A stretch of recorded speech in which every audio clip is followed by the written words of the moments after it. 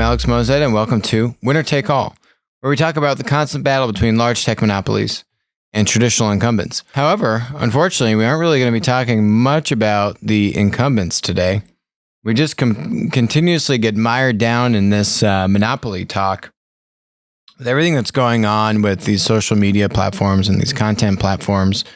And it feels like every day there's a new material groundbreaking story of what's going on with these. So I'm not even going to get to India banning all the Chinese apps, or not all, but about 59 or 60 of these Chinese apps, including TikTok. We're going to get to that tomorrow morning. I think maybe 10 a.m. Eastern. And I'm going to be joined by a colleague of mine. We're both in the Asia Society together from India, who's deep in the know-how there of what's going on. And he's going to join us live tomorrow morning. So that's going to be pretty exciting. And, definitely don't miss that as he'll be able to bring some really good local perspective about what's going on over there. Now, what's going on over here in the United States? Facebook just seems to be pissing everyone off.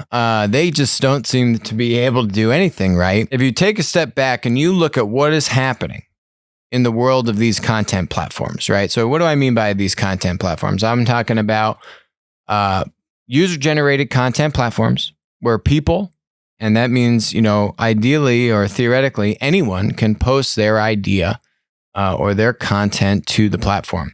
That could be a Facebook/Instagram. That could be Google search with your website or YouTube. That could be Twitter. That could be Twitch. That could be Reddit. And what you've seen now is a systemic clamping down by these platforms to try to regulate the speech on the platforms. And what we talk a lot about on the show is as platforms try to be that moderator and that curator and that middleman of what is right and what is wrong, they're never going to get the balance right. It's literally an impossible task because some people will say you should be taking down less stuff. And then other people will say you should be taking down more stuff or you're taking down the wrong stuff. You're literally in pretty much an impossible position.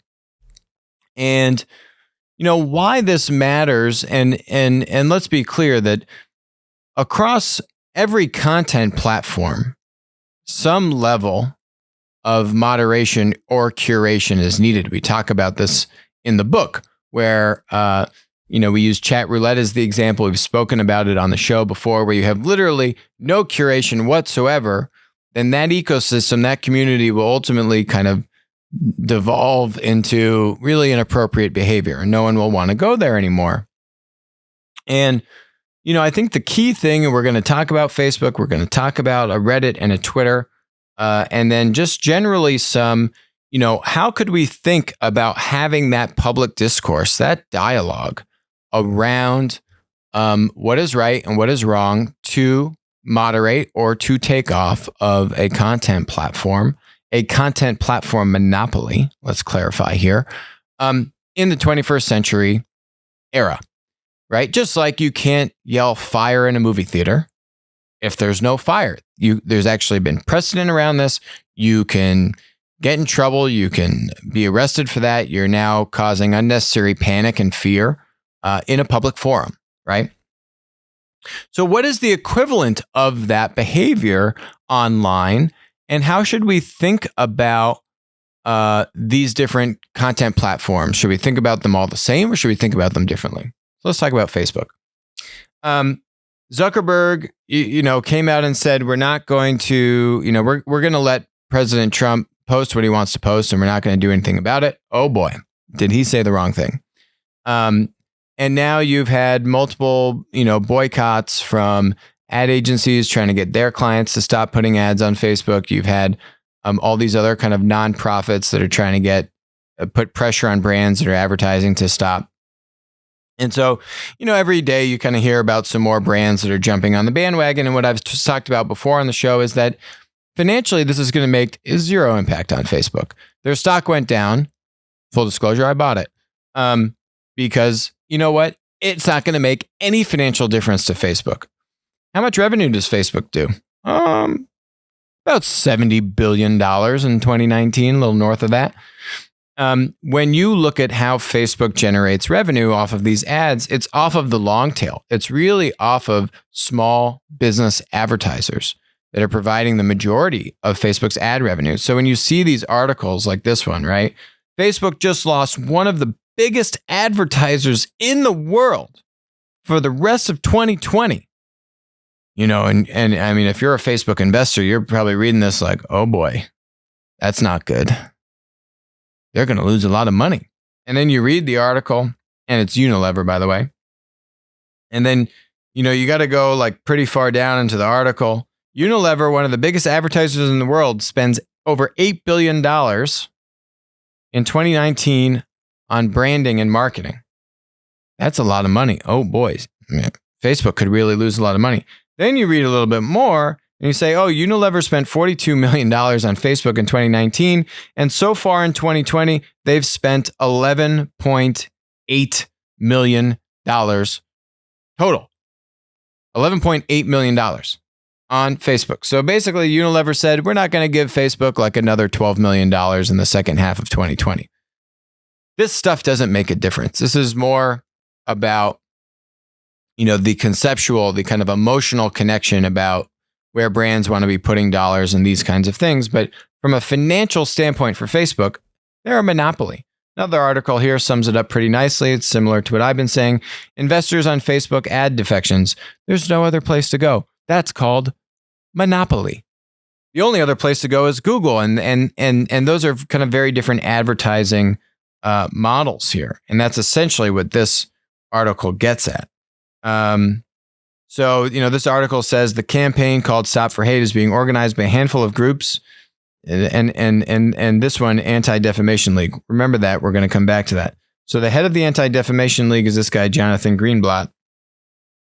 And he was saying that, you know, the measure was less about denting the company's finances than causing a wave of public relations pressure designed to appeal to Facebook's conscience. So that Facebook's top 100 advertisers, you know, these massive conglomerates, only account for about 20% of its revenue. It's actually lower than this. It's less than 20% of their revenue.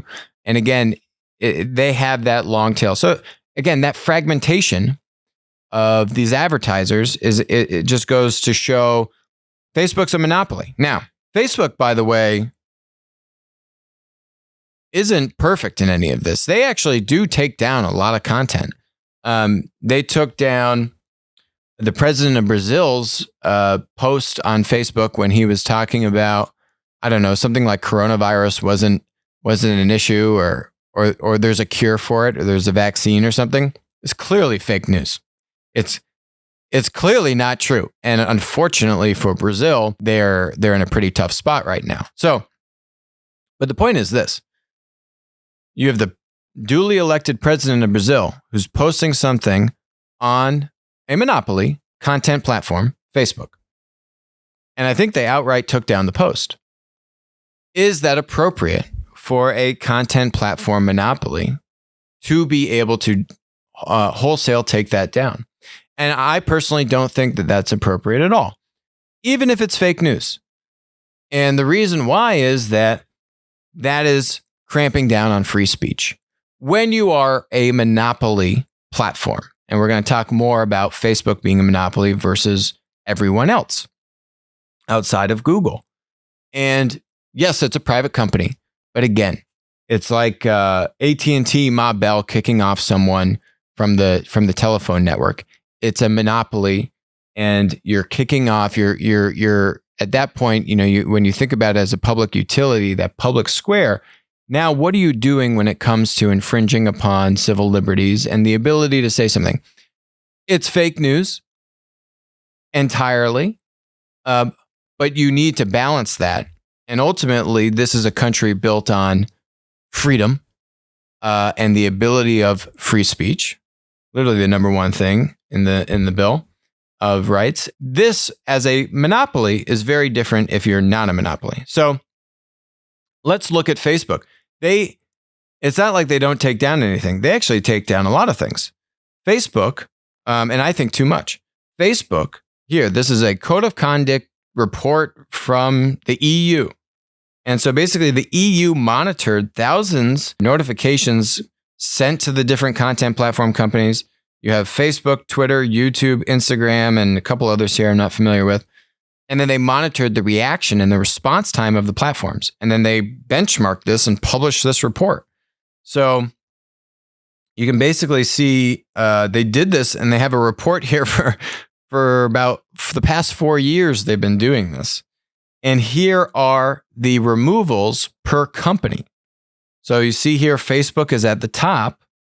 Now they do this by year. So blue is 2016, red 2017, green 2017, but December 2017, so later in the year. Purple is 2018, and this teal is 2019. So look at Facebook. Progressively, year over year, is taking down more content per flagged notification or complaint. This is saying they took down 87.6. You make 100 notifications or violation flags, content flags to Facebook. They took down about 87, 88 of those. And they got back to the person that flagged the content within 24 hours. They all did this, actually. You can see how this splits across the other platforms. Twitter, ironically enough, is down at 36%. So Facebook, from this EU report, is actually taking down the most stuff relative to their other peers, being YouTube, Twitter on the list. They also have Instagram here, but there's not as much data for that.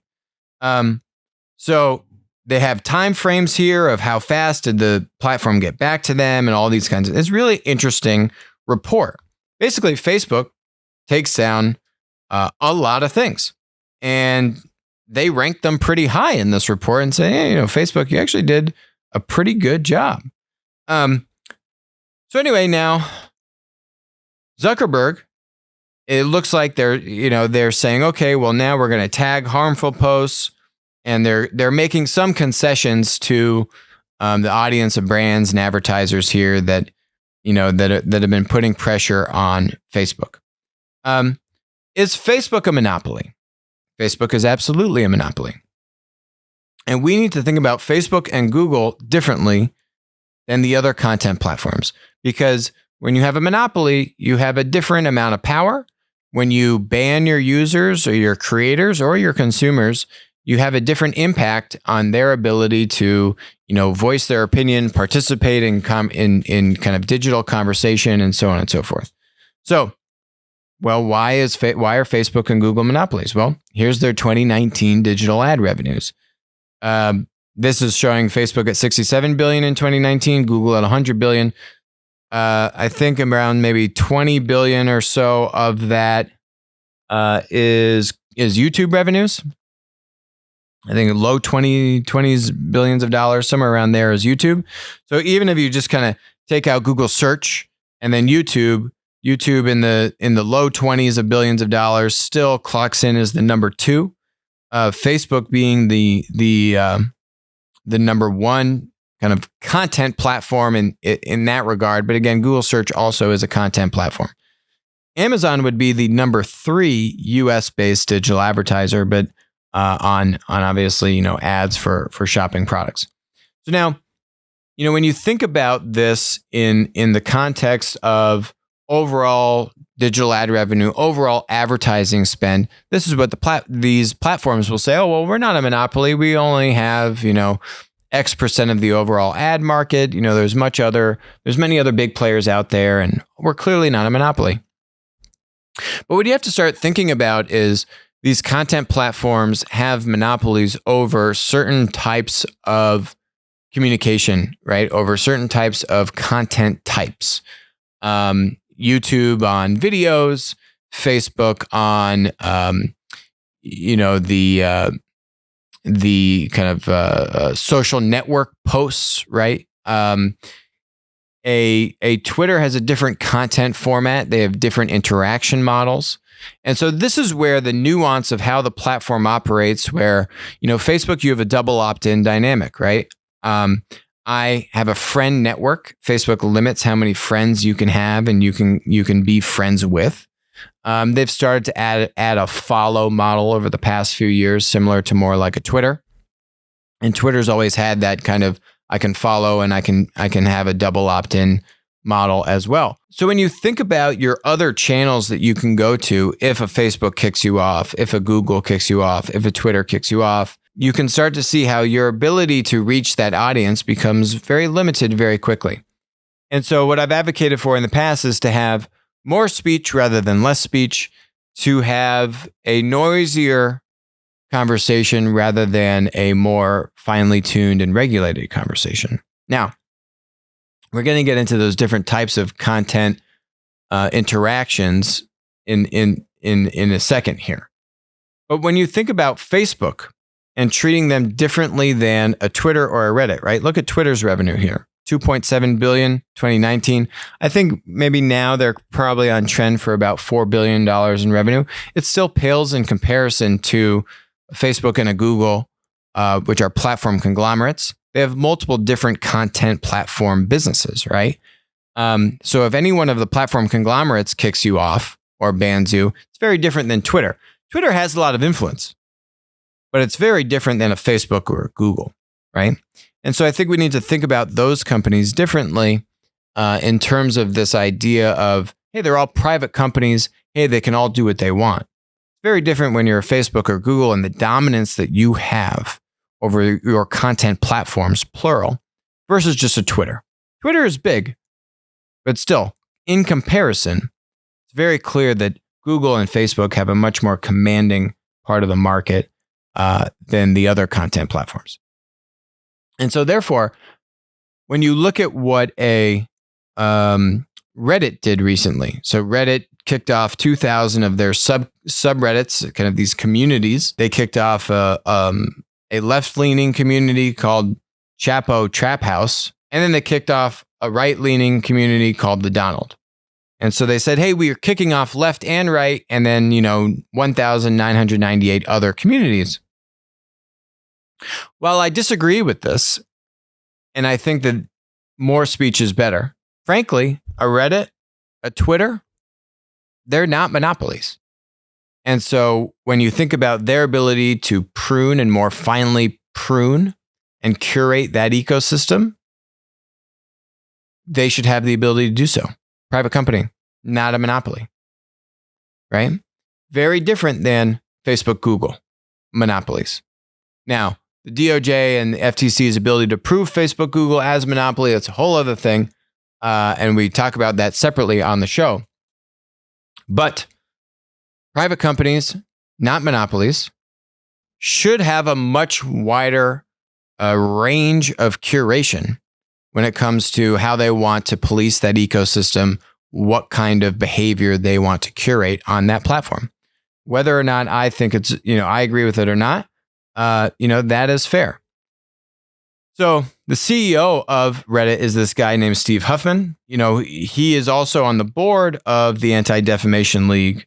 And the Anti-Defamation League is one of those organizations leading the charge against Facebook. So there are a lot of reasons why there's a lot of pressure against Facebook. The ad agencies, as I've talked about, they hate Facebook. Facebook has destroyed the margins in the ad agency business. The publishers and the newspapers also hate Facebook because they've also destroyed their margins, Facebook and Google, both of them single-handedly. These other nonprofits where like the Anti-Defamation League, Steve Huffman's on the board of one of their committees. Steve Huffman, a smaller platform in Reddit, wanting to put pressure on the platform monopoly that is Facebook. Point is, there are a lot of different reasons why Facebook has become the punching bag, and a lot of people want to put pressure on, the kingmaker that is Facebook. Meanwhile, Facebook actually does do a lot of curation. They actually do a lot of this pruning, and I actually think too much so, as I was just talking about, as we can see in that EU report, and some other anecdotal examples of where they've done this. So it'll be interesting to see how much Zuckerberg bends the knee, if at all, or if it's all just kind of talk, or what their stance changes, and if they change their approach to curation and become much more aggressive, like what we've seen Twitter and Reddit. But it's very disconcerting at a high level where you see a kind of holistic, measured, systemic approach to try to clamp down on the dialogue that's taking place on these digital content platforms. And when it happens at the monopoly level versus these still large but private companies that aren't monopolies, I think we need to be thinking and treating these cases very differently and judging them very differently. And when you are a monopoly, because you have such dominance, because you have this platform conglomerate positioning where you own multiple content platform businesses, we as a society really need to have a dialogue around what's appropriate or what's inappropriate in terms of regulating or taking down content that might be fake news, that might be harmful, and so on and so forth. We've read the language in Section 230, right? That might fit the definition of that harmful, abusive content that fits that Section 230 definition. And just like we've had a discourse for decades about what's appropriate, going back to my fire movie theater example, and that being inappropriate, what is the equivalent online? And that doesn't mean that we should come up with a list of rules, and now that list of rules needs to be applied to every private content platform business. No. But when you have monopoly status, there should be some protected domains which will be less curated, which will be more dilutive in the sense that it won't be as curated of an experience. It won't be as, say, clean of an experience. But what you're doing is you're doing that to protect civil liberties and free speech. So let's talk about what are a few mechanisms in there, a few interaction models that we see across these different types of content platforms. In the past, I've spoken about kind of the four mechanisms that content platforms have used to penalize producers and creators. Real quick, that would be banning a user outright, suspending a user, taking down a user's post, or shadow banning that post so it gets less visibility, right? So pretty much the four mechanisms. Twitter added a fifth by modifying the posts and kind of putting that informational box and then putting other content to show an opposing point of view directly on the post, right? They added the fifth, but usually there was four. So what are those kind of key interaction models as we think about, hey, what did this person do online, just like yelling fire in a movie theater? One of the most common is I posted a post, right? I didn't tag anyone in it, right? So I'm not specifically kind of targeting someone or harassing someone online. If you think about like you can tag someone in the post. I'm not leaving a comment on someone else's thread. And you kind of think some of these content platforms have said like this one, Parler, which just launched, their slogan is, if you can scream it on the streets of New York City, then you can say it here in Parler. And now there's an article that recently came out and said Parler is also banning users it doesn't like, to kind of show the irony or the hypocrisy with that statement. And so it's very hard to say, yeah, every single user can do anything they want on this community, and we're not going to kick anyone off, or we're not going to take any kind of corrective action. That's not what I'm saying, even for the content platforms like a Facebook or a Google/YouTube. If it's a private company and you're not a monopoly, like a Parler, Reddit, Twitter, you should have much more leeway to run your business as a private business that is a monopoly. It's when you cross over these thresholds, right? So if I'm posting a post and it's fake news, it's incorrect information, and it could be it could be defamation. It could be speaking inappropriately about some kind of topic or something like this, right? There's precedent in our courts to be able to bring a defamation case and so on and so forth, right? There's precedent for how you can handle that. Now, enforcing those and getting those through the courts is a whole other thing. But it's very different, that kind of interaction model, versus if you think about, I am now going into someone's thread. This person posted a post. I'm going into their territory. I'm going into their comments, right? Or they posted something and now I'm going after them. I'm kind of chasing them or harassing them online, right? That harassing kind of behavior. It's a very different behavior. Now I'm going into your space, right?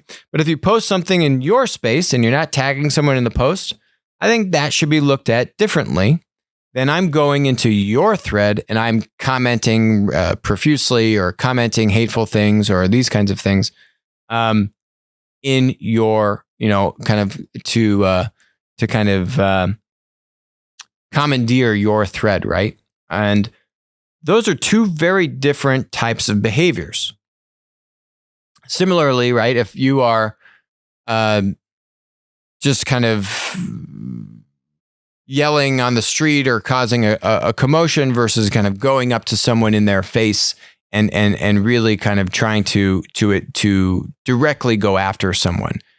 Kind of the digital equivalent of that is you're tagging them directly in a post, or you're going into their comment thread, you're specifically going after people. Similarly, with the idea of posting people's personal information, you have this whole idea of doxing on the internet where you're posting people's information. You're really trying to personally harm someone or post their personal information and that kind of direct harassing type of behavior. How should we think about those things? How should we start thinking about these different interaction models in the context of content platform monopolies? We have not had a public discourse around that. We have not had a dialogue that says, this is appropriate or this is inappropriate. Or you know what? I don't agree with this information. But we don't want to find ourselves in a position where online free speech is now considered a luxury as opposed to a right. And the latter is what should be true in this country. And that's what this country was built on. And now it's a stretch, right? Because there isn't total free speech. Even rewind the clock like 30 years ago, pre the internet, pre-content platforms, all this stuff. You don't have total free speech in the sense that you can't go into the movie theater and yell fire. But there's a public discourse around where are the boundaries, right? What is appropriate? What is inappropriate? We haven't had that. Now, in order to have that conversation, you got to narrow the conversation because you can't just have that holistically and say every content platform needs to follow these rules. Because what you will do if you make every content platform follow some set of rules is now you're also going to clamp down on the ability for them to compete. So what you've seen is when Reddit bans these communities have now gone and created their own apps or their own little sites, like this Parler app, right? That's great because now you have this competition. You have these smaller communities that are still popping up and the conversation can continue itself, right? So you want that to happen. If you now make rules that have to be applied to the smaller content platform startups, it will be so restrictive for those startups to comply with the rules that you're actually just benefiting the tech monopolies. We've seen this with the GDPR laws that they've passed in Europe, where those laws are applying to all businesses. And we've said before, Facebook and Google should be kissing the feet of the EU legislators because those tech monopolies have the most resources and the best data and the tools to comply with those laws the best.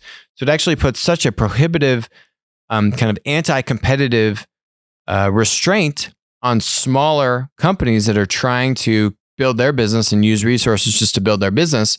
Now they also have to make all these investments and comply with all these rules.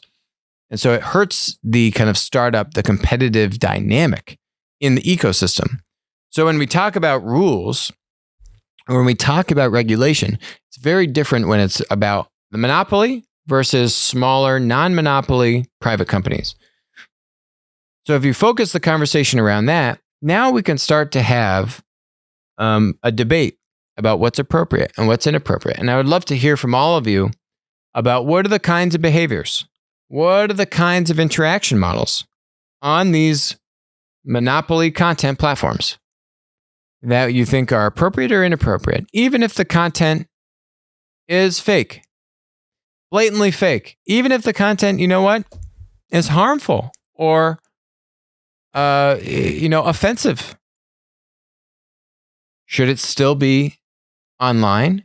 And the problem is, if you don't think it should be online, who should determine what's appropriate and inappropriate? And will you ever be able to find the right balance of appropriate or inappropriate? And the answer is no. You'll never be able to find the right balance. And so that's what is the beauty of the American Republic and these civil liberties that we provide to our residents and our citizens, right?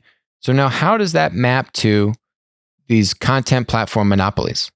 We need to have that conversation. There needs to be a discourse as opposed to systemic initiatives to put pressure, immense pressure. These things don't happen by accident. These are coordinated initiatives to put pressure on the Facebooks of the world, on the Googles of the world, and to have them comply. But who are they to figure out what's appropriate or inappropriate? That's the conversation we need to have as a country, as a free society, as a legislature, as the judiciary branch. And we haven't had that discourse yet. So I would love to hear from you all about what you think is that right balance. If we narrow the conversation on these content platform monopolies on the Facebook and Googles, not everyone, what's appropriate, what's inappropriate. And the beauty of this, by the way, is once you hit monopoly status, we want to have competition. So once you hit monopoly status, if you have to comply with these rules, by the way, will hurt your business. We're seeing it in broad daylight, right? It's the more curated content platforms that are able to appeal to their users better, are able to kind of create that cleaner type of ecosystem. We see this in the book. We talk about this in the book, right? You need curation. So what you're saying is, hey, you're a monopoly. You know what? Facebook had $70 billion in revenue and $19 billion in net income.